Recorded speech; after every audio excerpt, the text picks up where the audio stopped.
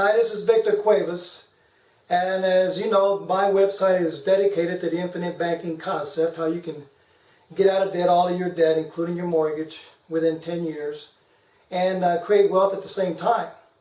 And once you get out of debt, you don't have to be in debt to anyone else again, because you have a bank and you borrow from your bank, you pay it back with interest. That continues to build wealth. And there's a lot of information on this website and videos about that, but I wanted to film or shoot this video to give you the fundamental basic principles of the infinite banking concept, how you can apply it to your life starting today. And if you do, you can be assured that you will be on the road to financial prosperity. And the idea is not only to get out of debt, but to build wealth at the same time, to create an asset in your life that continues to grow year in and year out, tax-free, and it's guaranteed. So let's look at getting out of debt. Now I've got this diagram here, and at the top you'll see income and cash flow. So that's all the money you have coming into your household from whatever sources, usually from a paycheck, and then you do whatever you need to do with that income. Over here we have your debt, and all I'm listed here is the automobile and the mortgage. Now, for the vast majority of families out there, there's a long list of other debts. Several credit cards, there could be furniture loans, there could be a computer loan here, ATVs, boats, motorcycles, college fund loans, whatever. But just to keep it simple today, I'm just going to have the automobile loan and the mortgage. Over here is what I refer to as the warehouse of wealth. And this is going to be where you keep your money. Could be checking, savings account. We're going to really be concentrating more on a savings type account. And I'm going to show you how that integrates with everything to get you out of debt and create wealth using the principles of the infinite banking concept. And then I will end it by telling you what we use for your warehouse of faith. So, now, the way most people get out of debt is they try to throw extra money from cash flow onto the debt. So they go, well, we know we have to get out of debt. You have to pay off this debt, because if you don't, well, you're going to get in trouble. So the question is, how am I going to get out of debt? And what most people do is they'll throw a little money on the car extra each month, and they'll throw a little money extra on the mortgage. And that way they can pay off everything quicker. Well, that's okay. That will get you there eventually. If you go to some of these gurus that write books and everything, they have a formula where you throw as much as you can on the automobile note after you get it paid off. Then that money that was going into the automobile loan plus the payment to the automobile is then rolled into the house, and then you have a lot more money going into the mortgage payment, and you pay that off as soon as possible. And that's better than just throwing a little money at each one of them. But you still end up in the same situation. You eventually get out of debt, but you have nothing to show for it. And once you get out of debt, what's going to keep you from getting back into debt? What happens when you need another car? Or you need to buy some furniture? Or go on a vacation? Or all the host of other things that you want to do? You're going to get right back into debt. Now, many of you are very sharp in that you will get a loan, maybe on a car or something, but you really are aggressive in paying it off. So you might get a 5-year car note paid off in 2 or 3 years. That's great, but again, you've thrown a lot of extra money out of your pocket into a liability, something that loses value. And at the end, you've paid off your car, you still don't have any wealth. You still don't have an asset there that's going to continue to grow for you for the rest of your life. So you can go your whole life getting into debt, paying it off quickly, getting into debt, paying it off quickly, doing great, better than most, but you're still not generating any wealth from it. So you have a little bit of money over here going into an IRA or a 401k, and in most cases that's just not going to be enough in retirement to live the kind of lifestyle you want. So let's look at a different way. we've established the fact that most of you, when you think about getting out of debt, you think about throwing extra money onto that debt. All right? Here's another point I really forgot to mention. Let me move over here. When you throw all that extra money onto this debt, is it to your advantage or is it to the bank's advantage? Think about that. Who does it benefit the most for you to throw a lot of extra money onto your debt to pay it down quickly? Where are you going, Victor? That's an obvious answer, isn't it? I mean, I'm going to benefit. I'm going to get out of debt quicker. I'm going to save on some interest. Why wouldn't it be beneficial for me to do that? Okay? I want you to think of it a different way. Let's suppose you have a 5-year note and you're throwing all that extra money into the automobile and you're paying down that principal. Same thing to the mortgage. You're throwing a lot of extra money in there and you're paying down that principal. You're creating more equity in your house. And you think that's a good thing. You go, well, I got a lot of equity in my home. Hey, I'm paying this car off real quick. But what happens if you have an emergency or you lose your job? Or usually it's a husband and wife both working, one of you loses their job. All of a sudden you can't make this automobile payment. Maybe you can't make this house payment for a while. Now the bank looks at that and says, wow, they spent the last 10 years putting extra money in this. There's $200,000 equity in this house. They owe $80,000. Man, if we foreclose on this house, we're sitting pretty because we can sell this house and get out of it with money. And they don't care that you've paid extra for 10 years and paid that note way down to $80,000 from that original $200,000 note. They don't care because if you don't make your payments for 3 or 4 months, they're going to come and foreclose on you. Now, if you don't have a lot of equity in this home, they're going to be more reluctant to foreclose on you because if they do, they'll lose the shirt on that home. So they're going to work with you, try to get some kind of payment. Let's work and see if we can keep you in this house. Same thing with the car. Now this car drops in value quickly, but if you're paying a bunch of extra money, you're going to create a lot of equity in this car for a period of time. And the bank looks at it and says, wow, they paid $20,000 for this car. They borrowed $20,000 on this car. They owe $10,000. The car is worth $15,000. Wow, we can go ahead and foreclose. We can sell this car and at least break even and maybe make some money. But if you've just been keeping with the note, the way the schedule tells you to, then if they have to take the car, they're not going to make any money. They're probably going to lose money on it. Do you see what I'm saying? You're really, when you're putting a lot of extra money into paying down this debt as quickly as possible, you are weakening your position and strengthening the position of the bank. Think about that.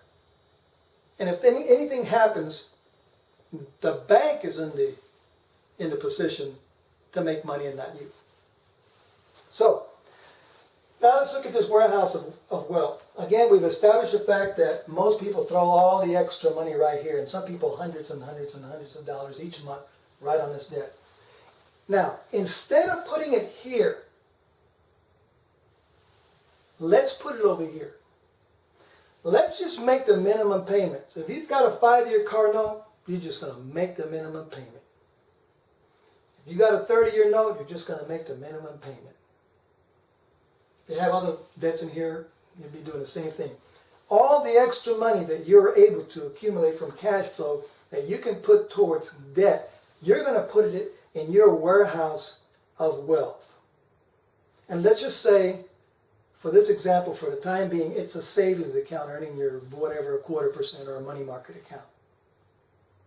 Now, how is that better than throwing it all in here? Here's what you do. You continue to make the minimum payments, and with the minimum payments, you will pay down the principal little by little. It's going down. And then you throw all that extra money right here in the warehouse of wealth.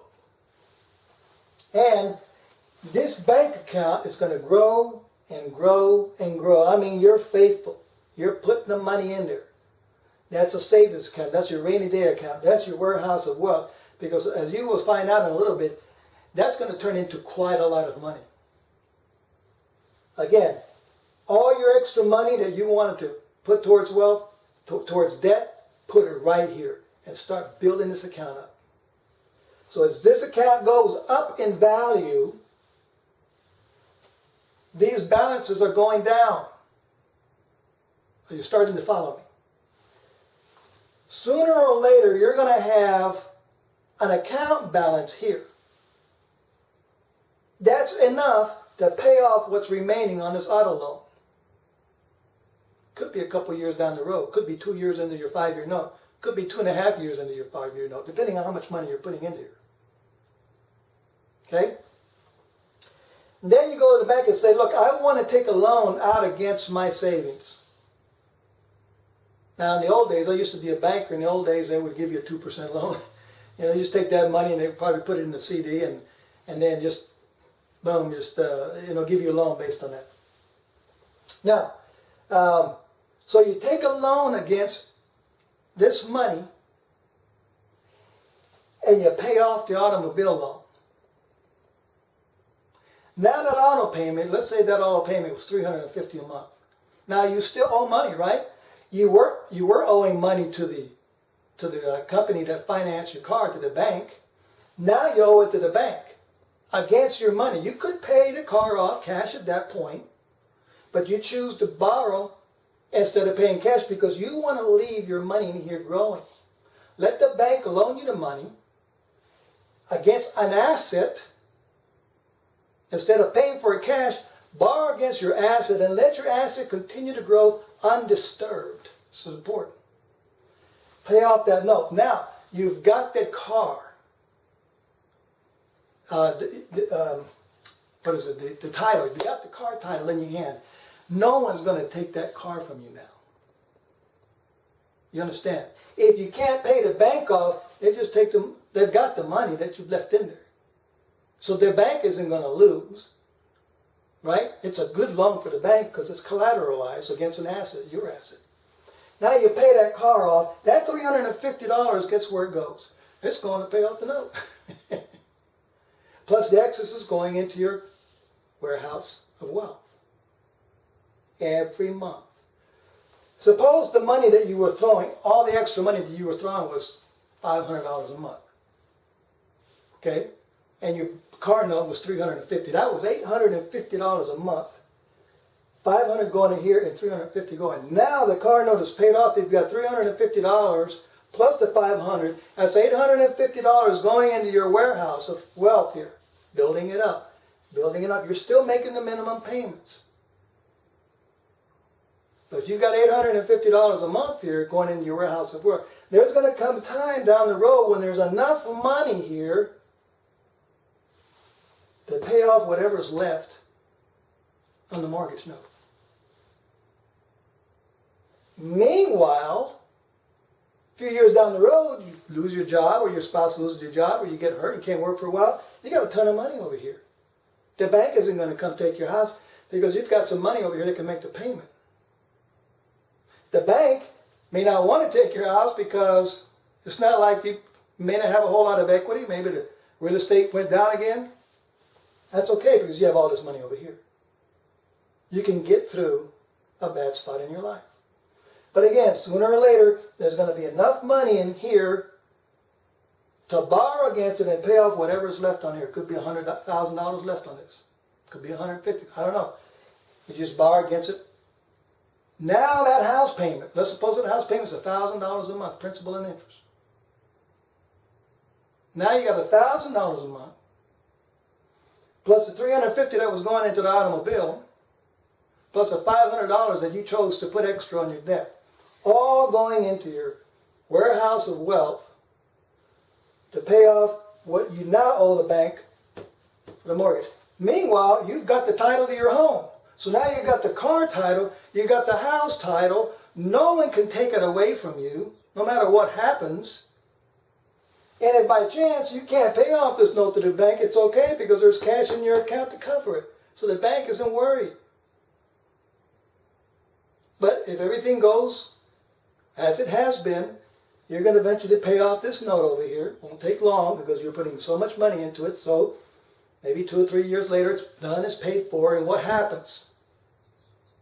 You've got a paid off automobile, you've got a paid off house, and you've got 6 figures sitting here in a savings account. Maybe 6 figures. Could be less, could be more. Think about that, folks. This is what I want you to think about. And you really got to grasp this concept. You're going to have to pay off this loan, these loans. That's a given. Most people pay extra money into it. That's a given. But if you're strategic with it, if you're smart, instead of paying extra on this and putting yourself in a vulnerable situation with the banks, you put it over here in your warehouse of wealth. You accumulate wealth here, an asset that's going to continue to grow guaranteed, even if it's just 0.25%. Borrow against it to pay off the automobile. Take that money, put it into your warehouse of wealth. Continue to build wealth. Don't just throw it away on some more goodies. You're going to be getting pay raises in the future anyway, so your budget's going to work out fine. And then eventually there will be enough money to pay off that note. Now you have a paid off house, a paid off car, and all this money sitting over here. That's an asset. It will continue to grow for the rest of your life. And you want to continue to put money in it, because guess what? In the future, when you need to get the other car, or you need to go on a nice vacation, you're going to go over to the bank and you're going to say, look, I'm sitting on $200,000 on my savings account. I want to borrow $20,000. Bank says, no problem, here it is. They don't care. The money is there. That's a safe loan for them to do. So you borrow it, you get your car, pay it back with interest, you build more wealth in your account. This is what was called privatized banking, and if you want to learn more about that, you can read a book written by my Infinite Banking Institute professor. It's called How Privatized Banking Really Works.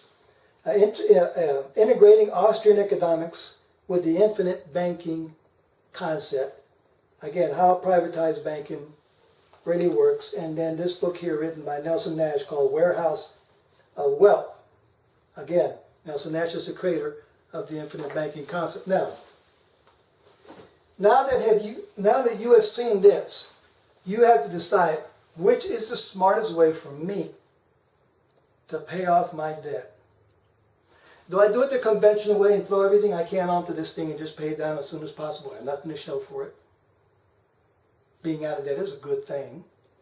But how are you going to stay out of debt? And are you creating any wealth doing this?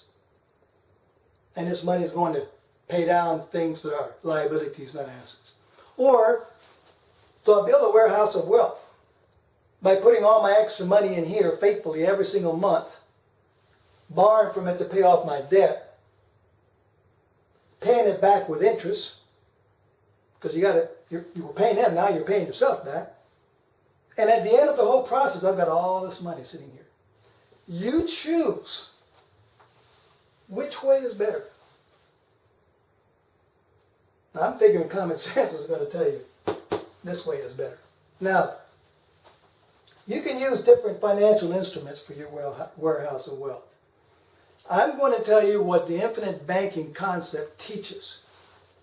And that is that for your warehouse of wealth, what we have found out is that the best financial instrument for this is a very specifically designed whole life insurance policy taken out with a mutual life insurance company and with a paid up additions rider. Now, why do we say a mutual insurance company?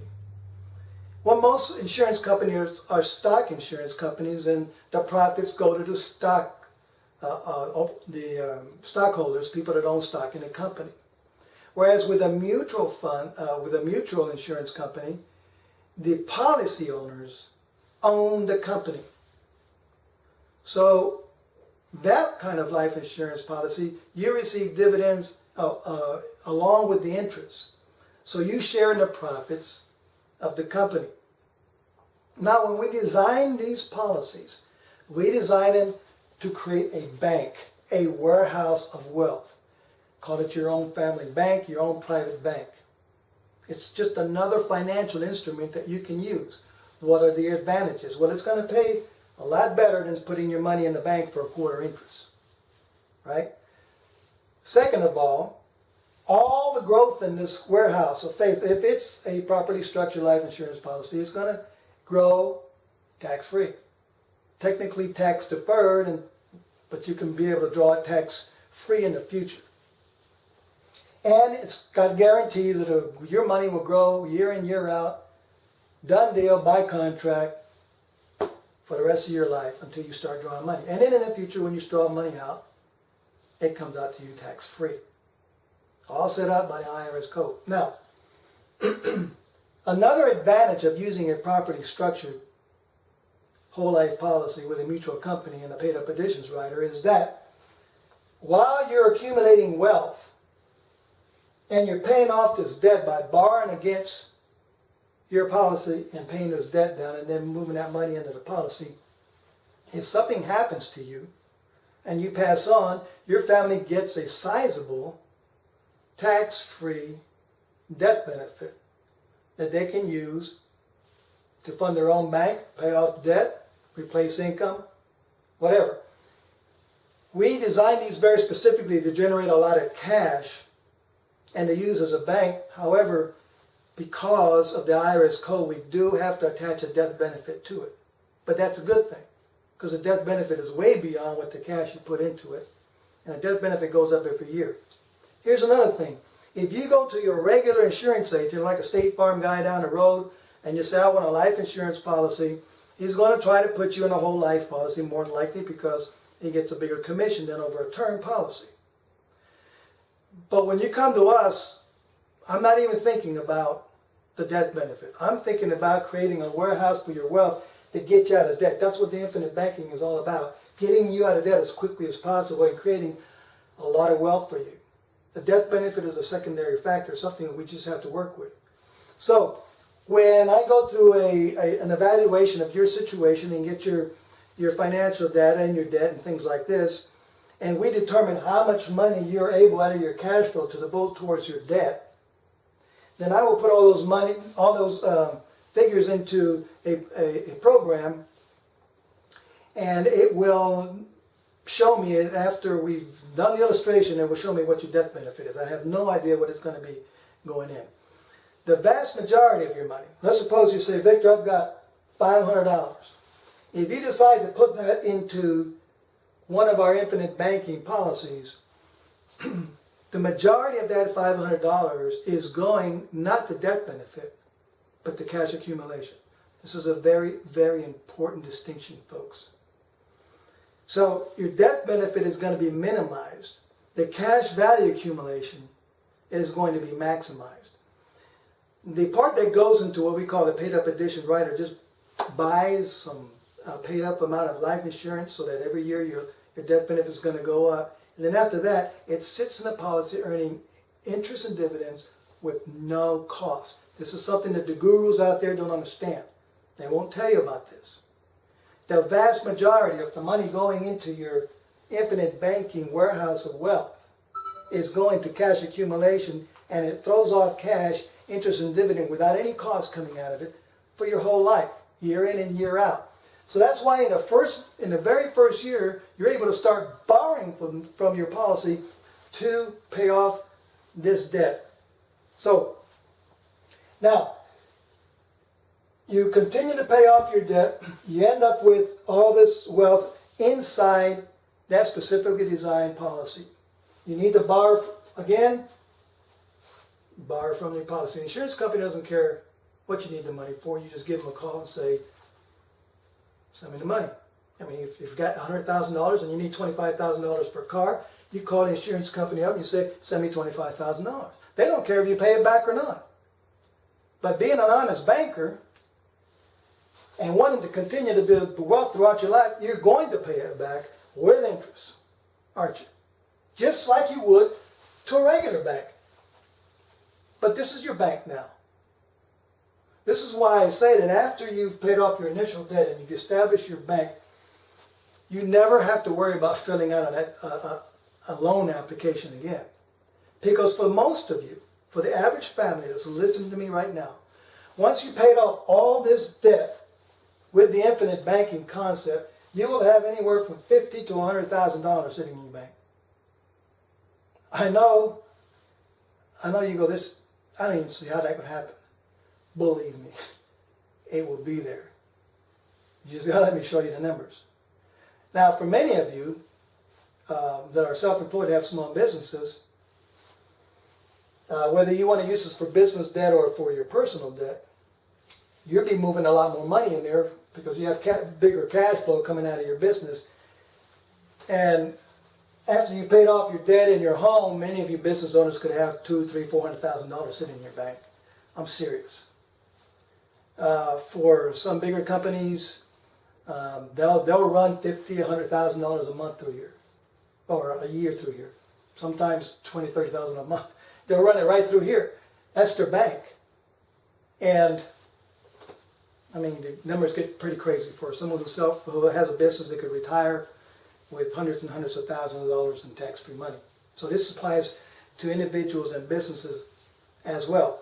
Whole life policies, let me tell you, the biggest purchasers of whole life insurance anywhere are banks. Banks own billions and billions and billions of dollars worth of life insurance. Why would banks buy tons of this stuff if it's a bad financial instrument? If it doesn't make sense to use it for warehousing your wealth? They use it. I mean, it looks good on their balance sheets. It's an asset that they can use in their business.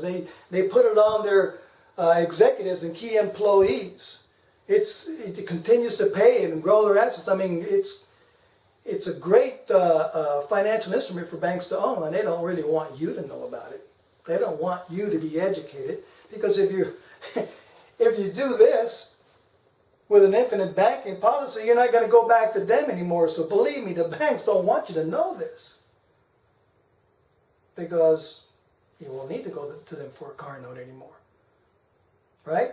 So now, whole life policies have been around since the middle 1700s.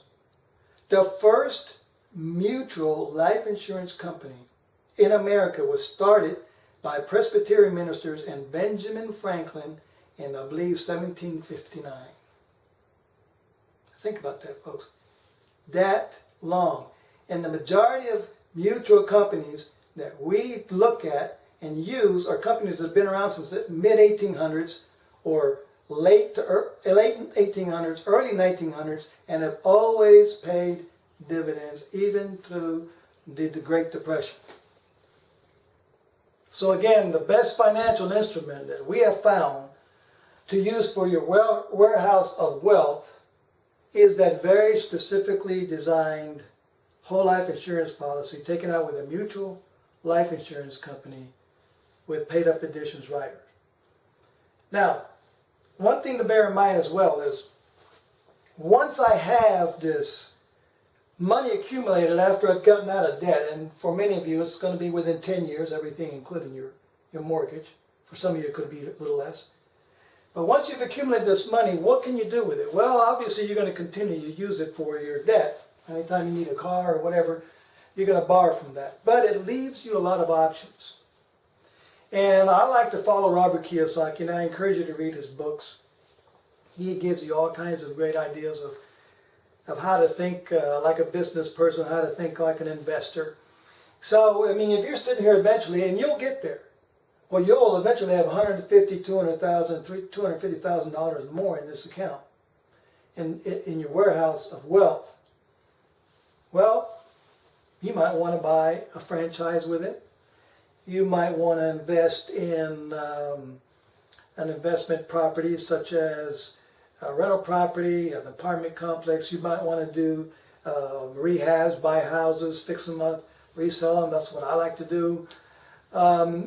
You could educate yourself on investing, borrow some of this money, open a brokerage account, and if you get education on covered calls, you can buy some good quality stock and you sell covered calls on it. and you're basically renting your stock. I'm not going to get into detail on that. You can read about it, get great education on it, but you basically are renting your stock. So instead of buying real estate property and renting it, you buy high quality stocks. You rent them out with covered costs, very safe. Even can do it in your IRAs. It's very safe. And on the conservative side, you can be making 30% a year on your money.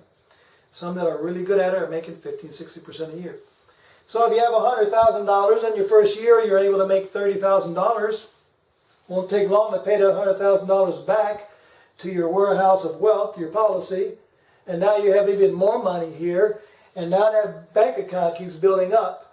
And, I mean, you could be retired 70 years old sitting on the beach and still cover calls on your account and make a lot of money in retirement. And that's how the wealthy truly become wealthy, is they put their money to work doing whatever, real estate, businesses, oil and gas wells, investing it properly, and they make more and more money. That's why the wealthy keep getting richer and the poor keeps getting poor. It's where their priorities are. And my friends, your priority, please listen to me because I'm finishing this up. Your main priority right now in your financial life is to get rid of this fast, as quick as possible, and accumulate assets in your warehouse of wealth. Don't spend your life just buying liabilities, spending your money on things. I'm not saying don't have a nice car and don't go on nice vacations, but those are just liabilities that just suck your money away. Don't spend your life paying interest to other banks and credit card companies and financial companies. Don't do that. You can have these things if you incorporate a warehouse of wealth. Build that warehouse of wealth as you're getting out of debt, and then continue in your life when you need to borrow money. Borrow from your warehouse of wealth. Pay it back with interest. Create more wealth. It opens up that possibility of then leveraging that money into other investments and creating very substantial wealth in your life. You got to think that way. And each and every one of you listening to me, I don't care how much money you make, whether you make a little bit of money or you make a lot of money, all of you can create some substantial wealth for yourselves over the next 10 to 20 years by incorporating the infinite banking concept in your life. It is the smartest and the best way to get out of debt and create wealth for your life. This is Victor Cuevas with Victor for Advice. I hope you'll call me soon. Leave me an email. Let's get together. Look at your financial situation, run the numbers, and see how the infinite banking concept can work for you to put you and your family on the road to financial prosperity. God bless, and talk to you soon.